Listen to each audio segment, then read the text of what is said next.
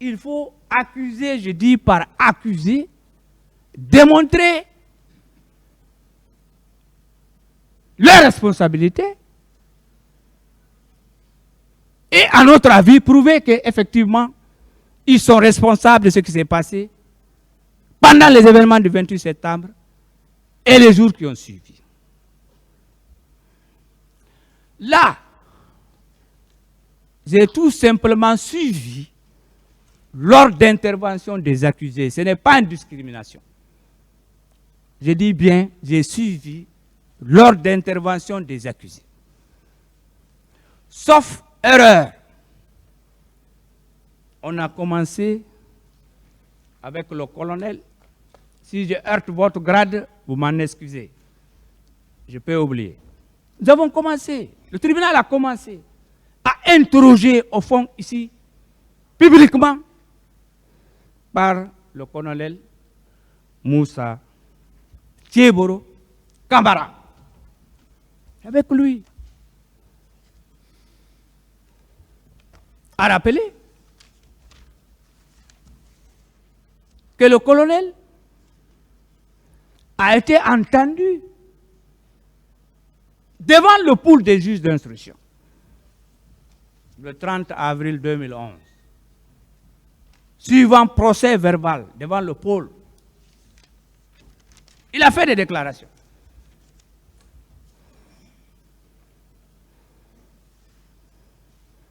Mais il a été entendu aussi en audience publique. C'est un secret de polichinelle. Entendu à l'audience publique du 10 octobre 2022, du 12 octobre 2022, etc. Mais on ne reviendra pas sur beaucoup de choses, sur les faits. Ce qui est évident. Le colonel s'est rendu au stade. Il est parti au stade avec ses éléments. Il est entré au stade. La preuve, c'est quoi? Je tire l'une des preuves dans les déclarations de l'ex-chef de l'État, capitaine Moussa Dagri Kamara, qui a dit ou déclaré, affirmé, soutenu, qu'il n'a jamais donné l'ordre au colonel de se rendre au stade. Pourquoi le colonel est parti au stade avec ses éléments armés? Ce qui s'est passé à la terrasse, ce qui s'est passé auprès de la pharmacie Manizé, je n'en reviens pas. Je veux des éléments clés pour aider le tribunal à la manifestation de la vérité.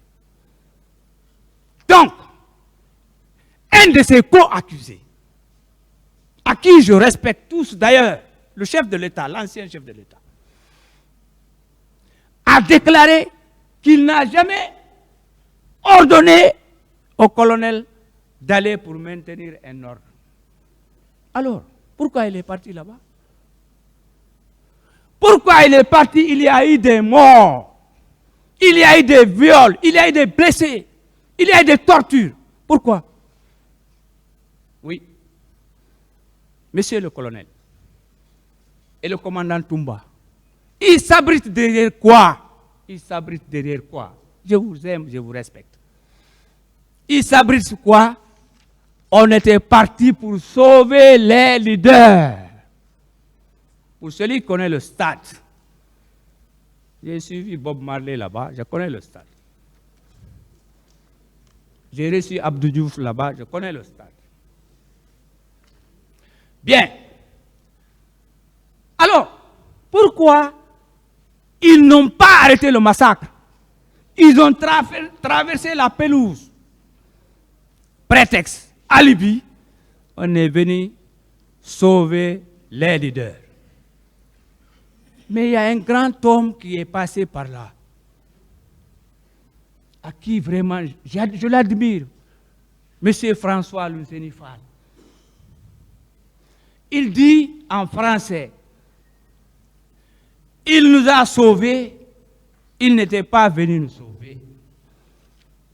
Vous voyez, il a très bien dit, c'est du français, pour celui qui comprend.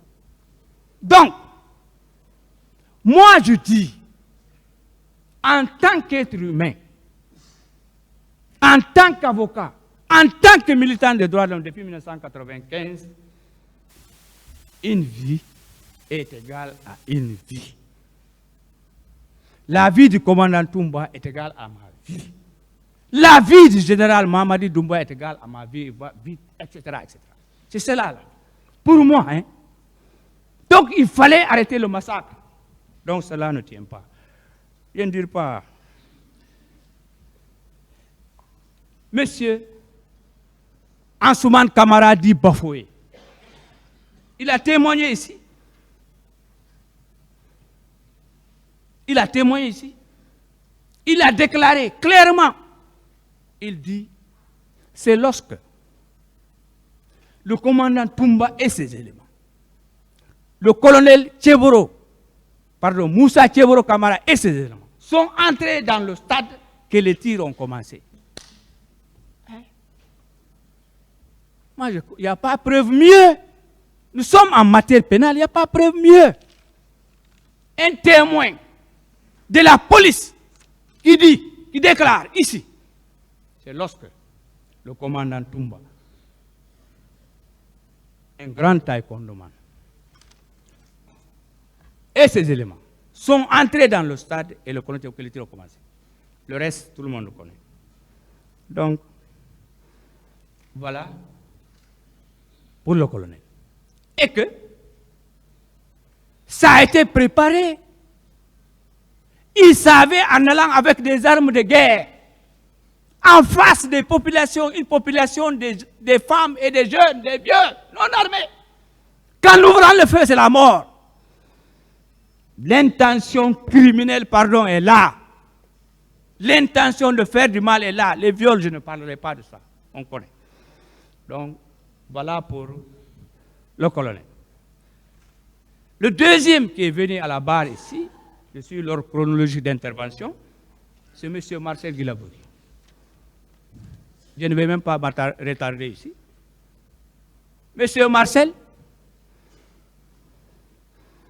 qui a été entendu sous commission rogatoire en 2010, le 26 mai, qui a été entendu le 3 novembre devant le pool des juges d'instruction,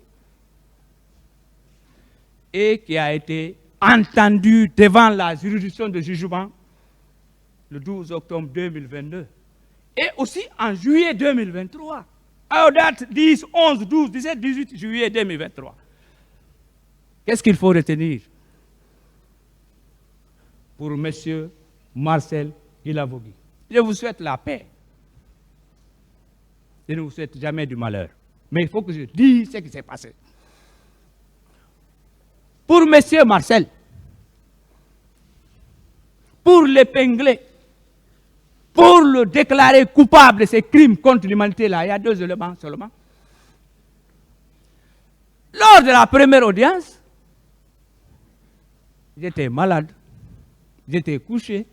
Il a nié tout qu'il n'était pas au stade.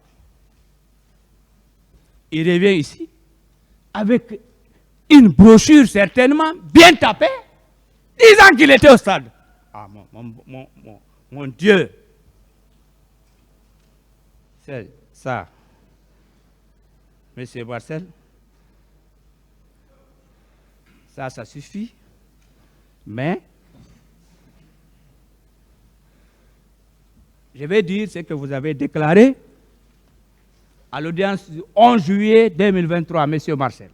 Vous avez dit, je confirme que je suis sorti du camp pour aller au stade. Ça suffit. Mais M. Marcel a des éléments. Il y a eu des morts au stade, c'est un militaire, c'est un béret rouge. Eh bon Dieu. Je souhaite que vous ayez des circonstances atténuantes. Mais, ça c'est évident et c'est clair. Il y a aussi, il déclare, je confirme avoir vu les recrues de Kaléa au camp Alpha Yaya Diallo. Déclaration de Marcel, audience du 17 juillet 2023. Ça, c'est la preuve. Parce qu'ils sont ensemble. Avec... Tous, ils sont ensemble, beaucoup ici. Je vais citer le commandant Toumba, l'ancien chef d'État, Moussa Kéboro, et autres. Donc, la milice ou les éléments de Kalea, c'est un accusé qui nous dit, ils étaient venus. Il y a aussi Soumaoro qui l'a soutenu ici, un témoin qu'on a torturé au 30 escaliers. Que les jeunes de Kalea sont venus du 25 au 26 septembre 2009, lors d'intervention. C'est M. Abouakar Sidiki Diakité, le commandant. Le commandant était à Dakar. Il a été arrêté là-bas. N'entrons pas dans ces petits détails des juridictions sénégalaises et autres affaires étrangères. Ne parle pas de cela. Mais, il dit, à l'audience, dans votre procès verbal, dans son procès verbal, il dit, non, ce n'est pas Dadis qui m'a ordonné d'aller au stade. C'est écrit noir sur blanc dans son procès verbal. Alors, qui l'a ordonné d'aller au stade? On sait que le commandant Toumba, il a toujours des éléments. Pourquoi il a des éléments? Je rappelle. Monsieur le préfet m'a dit rapidement. Une fois, on était à la cour d'appel ici. Il y avait question de drogue. Et ils poursuivaient ces personnes-là. Ils sont venus. Mais quand j'ai vu le commandant Toumba, des hommes et des armes, ils ont dit que personne ne doit entrer dans la cour, personne ne doit sortir. Mais heureusement pour moi, j'étais au tribunal de commerce. Il fallait voir les armes. Alors, si les forces vives veulent contester leur pouvoir, imaginez, hein, ça c'est la drogue, ce qui est évident, c'est la mort. Et ce qu'ils ont fait, ils ont tué.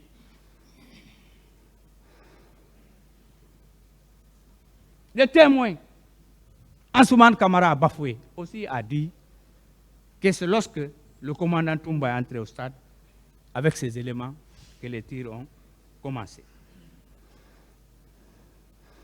Maintenant, récemment, à l'audience du 17 avril 2024, Monsieur le Président, donc ça c'est récent, pendant l'audience de confrontation, qu'est-ce qu'il déclare, Monsieur Toumba? Il dit, l'armée c'est un nom commun. Je comprends ce français. Il dit, lorsqu'un militaire se rend coupable d'un fait, c'est toute l'armée. Ça, vous l'avez déclaré. J'ai noté et c'est enregistré. C'est vérifiable.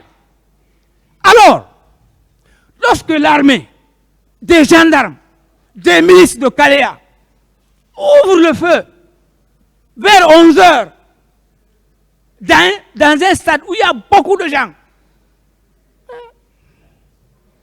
ça c'est une population civile. Donc, sans compter, il y a beaucoup de témoignages. Je viens pour Monsieur C.C. Raphaël Haba.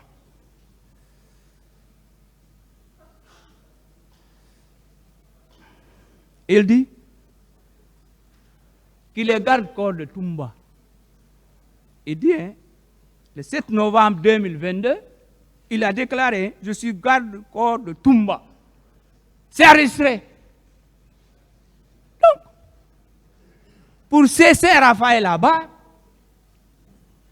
étant avec un commandant, avec des bérets ou des pick-up, ayant ouvert le feu au stade, Monsieur le Président, la question ne se pose pas si M. C.C. Raphaël Haba est impliqué. Il est impliqué dans ces crimes contre l'humanité. Après, il y a le ministre de la Santé. Le cinquième, M. Ablaye Chérif Diaby. Mais, 2 éléments de preuve contre, excusez-moi si c'est heurte votre grade, je pense que vous êtes colonel Abdullah Sherif Diaby. Il y a 2 éléments. Le premier élément, M. Diaby fait partie des personnes avec le colonel Oumar Sano et autres qui ont dissimulé les corps. Il fait partie. Deuxième élément, en principe, que nous pensons qu'il doit le tenir dans cette affaire, c'est que on sait ce qu'il a dit à Donka. Moi, je me réserve, il sait ce qu'il a fait comme geste physique et gestes verbaux à Donka. C'est dans les PV, c'est enregistré. Honnêtement, comme l'a conseillé M. le Président, on doit éviter de parler de beaucoup de choses. M. Ibrahima Kamara dit Kalonzo, qui a été entendu en 2012, qui est passé en audience publique le 16 novembre 2022. Pour lui, c'est très simple. Ou dire que c'est facile pour nous, à prouver qu'il est impliqué. Il y a un témoin qui est venu ici, en avril 2024. Il était en tenue, c'est un gendarme, je crois. Je n'ai pas noté son nom. C'est pas grave. Qui a dit, il ne peut ni confirmer, ni infirmer que M. Kalonzo est sorti. Et il dit que M. Kalonzo n'était pas au violon. Monsieur le Président, M. Ibrahima Kamara était dans le système. Donc, moi j'estime qu'il est sorti, il a opéré et il est revenu. C'est tout. Il y a, on va plaider, il y a l'absent. C'est le commandant Claude Pivy. Si je heurte son grade, chers confrères, excusez-moi. D'abord, les destructions sur l'axe, il fait partie. Il était dans le commandement de destruction des boutiques et autres sur l'axe. Il était à la Bellevue.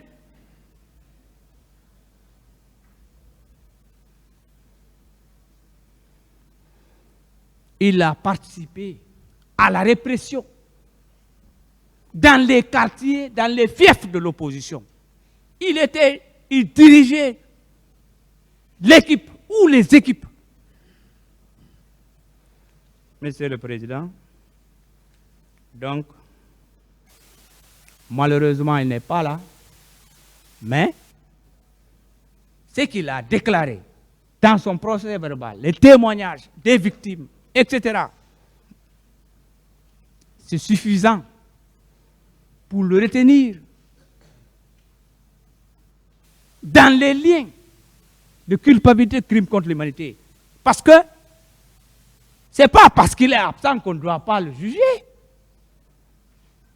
La loi est très claire. L'absent, l'évadé, je ne sais quoi, on le juge par contumace. Comme on est en matière criminelle. En matière délictuelle, par défaut. Mais lui, c'est par contumace. Heureusement, il a été déjà entendu. Les débats, l'essentiel des débats, se sont déroulés en sa présence.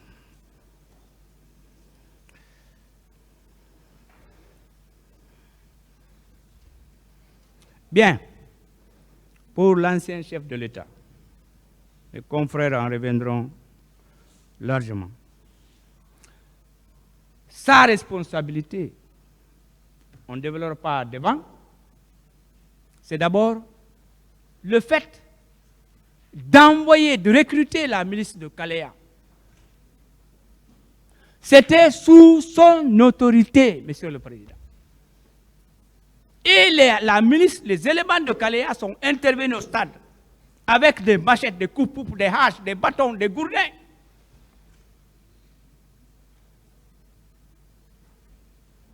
Il y a aussi, vous savez, quand c'est l'armée qui gère après un coup d'État, mais c'est le chef de l'État qui est responsable. Même aujourd'hui, et dans l'armée, et sur le plan civil, c'est le général Mamadi Doumbouya qui nous dirige, qui nous gouverne. Donc s'il y a des cas aussi graves, c'est eux qui doivent répondre. Donc, le principe, il est là. Il était chef militaire et aussi chef de l'État, ayant entretenu, planifié les éléments de Kaléa pour que ces personnes-là aillent au stade et faire ce qu'elles ont fait. Donc,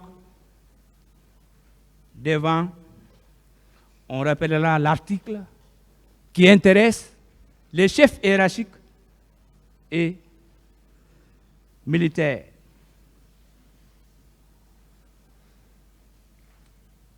Avant d'aller, je rappelle aussi, à l'audience du 19 décembre 2022, le capitaine a déclaré ceci. À ma connaissance, il y a eu des tirs au stade parce qu'il y a eu des morts. Ça, c'est du capitaine. Hein? J'ai noté, ça, ce sont mes notes d'audience. Il dit, il y a eu des tirs au stade. C'est le fait des militaires. Mais comment les militaires? C'est d'abord le chef de l'État. Parce que si le chef de l'État dit au ministre de la Défense, ne fais pas ça, il ne le fera pas. Si celui-ci dit au chef d'état-major, ne fais pas ça, il ne le fera pas. Ainsi de suite. Selon l'échelon, la hiérarchie. C'est ça sa responsabilité. Et l'article qui l'intéresse pour qu'il soit lié, je vais le rappeler un peu plus devant. Et il a même dit, insisté à l'audience du 21 décembre 2022, il n'a rien à cacher. Ce sont les militaires qui sont partis au stade. Ça, c'est à l'audience du 21 décembre 2022. Alors, si ce sont les militaires qui sont partis au stade, c'est avec des véhicules. Si c'est eux qui sont partis au stade, c'est d'ailleurs, il n'y a pas le conditionnel. Ils se sont préparés, on a planifié. On sait qu'en allant au stade avec des militaires, avec des armes létales, si on ouvre le feu, c'est la mort et il y a eu la mort. C'est le fait de l'armée. Qui a été tué? C'est la population civile. L'attaque a été systématique et généralisée avec des centaines de morts, etc., etc. Donc voilà pour le 10e, c'est le colonel Blaise Goumou qui a été entendu, devant le pool des juges le 2 mars 2015. Il a été entendu là. Il dit, à la page 2, je précise que notre service n'était pas là pour assurer le maintien d'ordre. Alors, si vous n'étiez pas chargé en ce moment, en 2009, du maintien d'ordre au stade, pourquoi vous êtes parti là-bas? Nous connaissons la loi qui régit le maintien a défini. Quand est-ce que l'armée doit intervenir? C'est par grade. Police, gendarmerie, après armée, après état de siège, etc. Mais le fait pour lui d'aller au stade, il n'est pas chargé du maintien d'ordre, mais ce n'était pas pour caresser les manifestants. Ce n'était pas pour sauver les manifestants. C'était pour faire du mal. Nous connaissons ce qui s'est passé.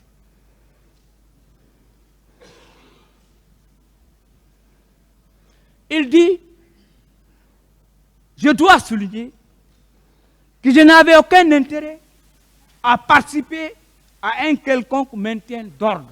Pourquoi vous êtes là-bas? Pourquoi il est là-bas, Monsieur le Président? Donc, vu tous ces aspects,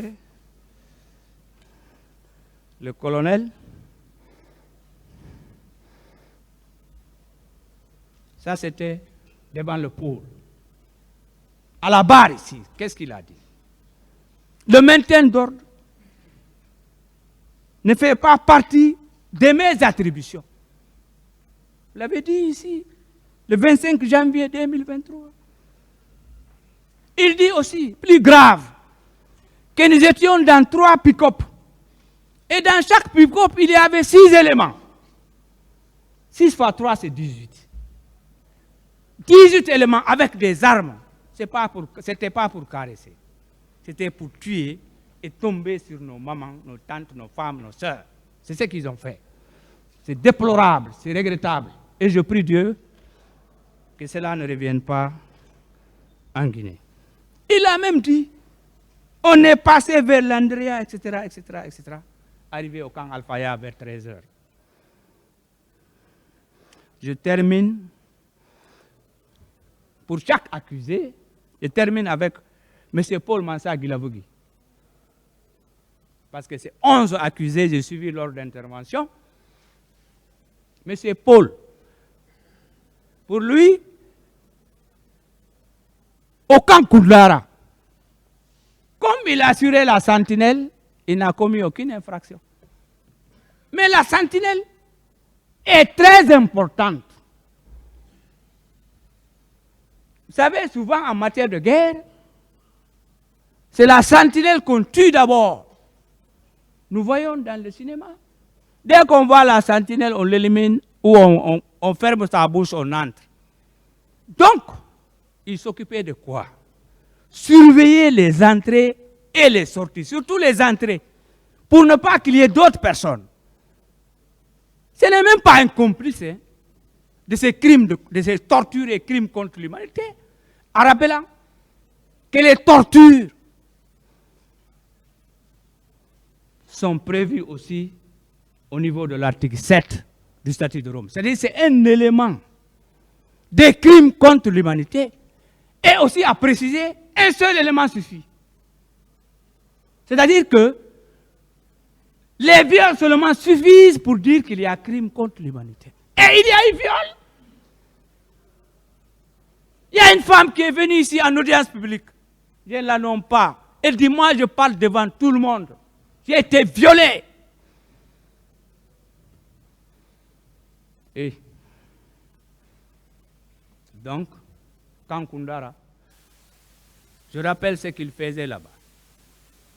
On disait aux jeunes, donnez-vous des coups jusqu'à ce que le sang sorte. Vous allez manger. Ça s'est passé là-bas. Je ne voulais pas dire ça ici, mais ça s'est passé. Mais ce n'est pas tellement ça. Ça ne heurte pas les mœurs et l'unité nationale.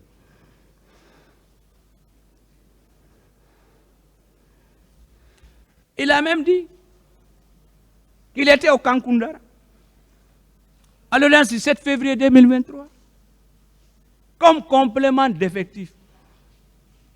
Et il dit, j'assurais la sentinelle. Peu importe.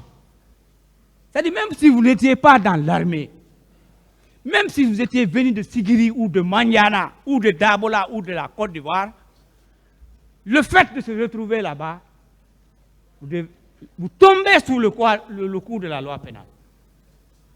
Ce n'est pas la nationalité qui importe en matière pénale. En matière pénale, c'est la personne. Il est clairement dit, au niveau de l'article 9 du Code civil 83 et 2019, que les lois de police et de sûreté obligent tous ceux qui vivent sur le territoire national. En d'autres termes, si un Chinois viole le fer rouge à Koulewondi, le policier arrête son véhicule. Si un Guinéen, la même chose. Donc, peu importe la nationalité, M. Guilavogui, voilà. Voilà pour les accusés. Maintenant, il faut revenir sur des questions de droit avant de présenter nos demandes des intérêts civils. Il y a également des témoins qui sont venus ici, que nous avons suivis. C'est comme M. Mamadi Soumaoro, le 16 janvier 2024. Il a dit ce qu'il a subi au 32 escaliers. Il s'est fait mort. Mais on a torturé. Hein. On a torturé les gens. Et c'est ce monsieur-là qui a dit ceci ce jour devant le tribunal. Le 24 et 25 septembre 2009, les gens de Kalea sont venus à Conakry. Ça, c'est beaucoup. Pour le cas des disparus, Monsieur le Président, le professeur Hassan Ba nous a dit ici, officiellement, qu'il y a une fosse au cimetière de Cameroun, environ peut-être 25 corps, peut-être au-delà. Ça a été découpé et jeté là-bas. C'est extrêmement grave. Le cas des disparus, c'est en partie réglé. Il y a eu Dr Siké, qui nous a parlé près de 800 blessés, etc. Tout ça, c'est pour vous dire que sur le plan des faits et des déclarations qui ont été faites et devant les juges d'instruction et devant la juridiction de jugement, nous estimons et nous sommes convaincus que ces personnes que vous avez devant vous, les 11 renvoyés, ce sont les présumés auteurs des crimes contre l'humanité qui ont été commis en 2019. Bien. Cela étant dit, il faut démontrer maintenant l'existence de la base légale des crimes contre l'humanité. Nous revenons sur le droit maintenant encore. Bien. Il a été invoqué par la défense, ici, le principe ni l'un crimen sine lege, ni la pena sine lege. Ils ont soutenu ce principe, mais ce principe n'est pas opportun ici. Ce principe n'est pas applicable. Au vu de quoi, Monsieur le Président? Au vu de l'article 11 du statut de Rome, qui n'est pas long, permettez-moi de le lire. La Cour n'a compétence qu'à l'égard des crimes relevant de sa compétence commis après l'entrée en vigueur du présent statut. Donc, que mes confrères savent déjà, mais je respecte leur rôle. J'étais là-bas, j'allais faire aussi plus que ça peut-être. Mais, ici, ce sont les principes. L'article 11 du statut dit, les crimes commis avant, je ne suis pas compétent. La Cour n'est pas compétente. Et si la Cour n'est pas compétente, à contrario, la Cour est compétente, ainsi que les juridictions nationales, comme nous sommes en train de la faire, la Guinée est en train de faire avec fierté, avec cette jeunesse. Les crimes du 28 septembre ont été commis après 2003. Même si c'était commis en 2003, 2 jours après, parce qu'il y a question de jours francs, c'est fini. Ces faits-là, ce sont des crimes contre l'humanité. Et là, comme c'est des crimes contre l'humanité, et comme prévoit le préambule en son point 10 et l'article 1, la Cour elle est complémentaire de votre juridiction. Vous avez la priorité de juger ces crimes contre l'humanité. La Cour doit attendre. Elle doit attendre, et d'ailleurs elle va attendre. Nous allons juger entre nous, Guinéens. On est capable, si nous voulons, nous pouvons.